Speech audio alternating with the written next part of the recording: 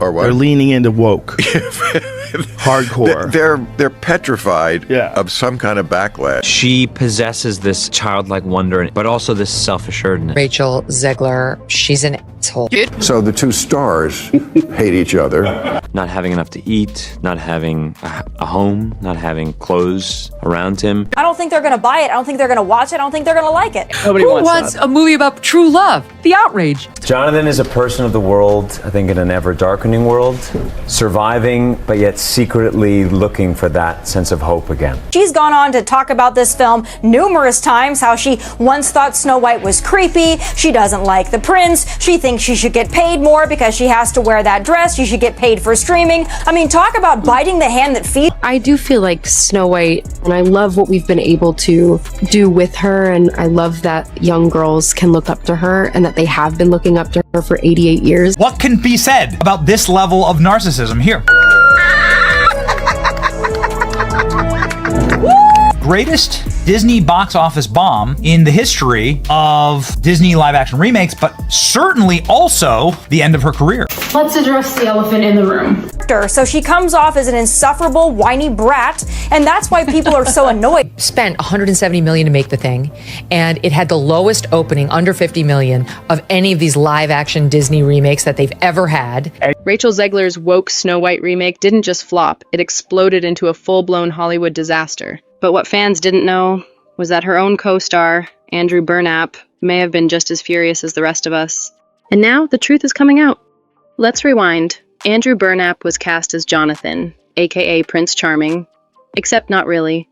When asked how he fits into the story, even he couldn't explain it. The guy looked lost. I try to think back to like 14-year-old Andrew who just wanted so desperately to make this his life. And I'm overwhelmed with gratitude and joy. And I think I'm always just trying to learn how to get better. Turns out Disney stripped away everything iconic about the prince. No charm, no romance. Just a scruffy man in a hoodie wandering through Rachel Zegler's feminist fairy tale. And Rachel, she made it crystal clear. All of Andrew's scenes could get cut. So no prince or a different kind of prince? I'm sure a lot of people will assume it's a love story just because like we cast a guy in the movie, right. Andrew Burnap, great dude. Yep. All of Andrew's scenes could get cut. Who knows? It's Hollywood, baby. Who the hell are you to say all of Andrew's scenes could get cut? Like, who are you? Oh my God. Are you Disney? I've read your book, and I have. It's a phenomenal book. You're losing generation of loyal viewers. When you think about Snow White, what is the premise? What is the story? It's a love story. It's a love story. It's a dream for a girl to grow up and a man falls in love. I'm really upset that the biggest theme here is that it's anti-men. She called him a stalker. That wasn't just a line, that was a warning shot. Now fans are asking, was Zegler actively trying to erase Burnap from the story? Behind the scenes, things were tense. Not a single joint interview. Press events split in half, Rachel on March 20th, Andrew on the 21st. No red carpet appearances together. And Andrew, he didn't even show up to the film's premiere. His biggest movie role, gone. The only proof they ever met was one awkward TikTok where they didn't make eye contact. I'm Rachel Zegler. And I'm Andrew Burnap, and we're from Disney's Snow White. Let's get started. Don't forget to get your tickets for Disney's Snow White in theaters March 21st at Cineplex.com. Fans called it painfully forced. Some even joked that Disney's legal team probably mandated it. And Andrew, he stayed silent, until now. Insiders reveal he was deeply frustrated by Rachel's constant attacks on the original story. She trashed the 1937 Snow White, called the prince a stalker, and mocked the love story that defined Disney's legacy. You know, the original cartoon came out in 1937, and very evidently so. There's a big focus on her love story with a guy who literally stalks her. Yeah. Weird. She's not going to be safe with the prince, and she's not going to be dreaming about true love. He watched as she turned the film into a one-woman show, declaring, "This princess doesn't need a man." Please stop changing all of the historic plots, which actually have meaning, to instead become generic woke story about how woman leads revolutionary uprising and she don't need no man. How dare you want to meet a handsome prince and be swept off of your feet and live happily ever after? No. Weird. You don't seemingly like your own character, so she comes off as an insufferable, whiny brat. Meanwhile, his role got smaller, less dialogue, less purpose. Burnap, originally promised a co-lead role, ended up as nothing more than background noise. And here's the kicker. Sources say he blames Rachel Zegler. The man cast as the prince believes he was publicly sidelined and humiliated, all because his co-star decided the story didn't need him. Disney spiraled. They tried to save face. forcing Rachel into backtracking. Suddenly, she claimed, the love story was always there. Too little, way too late. Audiences had already tuned out. What can be said about this level of narcissism here?